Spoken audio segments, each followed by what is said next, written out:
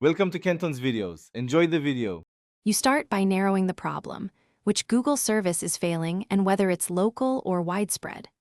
Once identified, validate with a status check and gather evidence, error codes, browser console, and screenshots so you know what to fix. Next, make quick environment checks.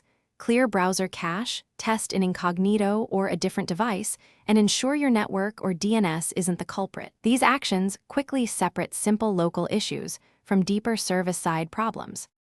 Once done with basic checks, dive deeper. Flush DNS and try Google DNS to eliminate resolution errors, and verify TLS by checking certificate warnings. Make sure browser extensions or ad blockers aren't interfering. Disable them and reset flags. For account-related failures, audit two-step verification, revoke suspicious sessions, and follow recovery flows.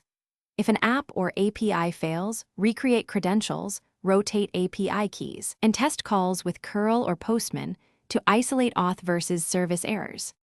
To finish, implement the confirmed fix and reproduce the success on another device or profile to ensure stability.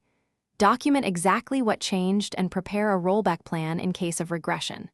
If the issue persists or is clearly on Google's side, file a support case including timestamps, logs, and reproduction steps so engineers can act. And one essential troubleshooting tip: always verify the repair on a clean user profile or fresh install before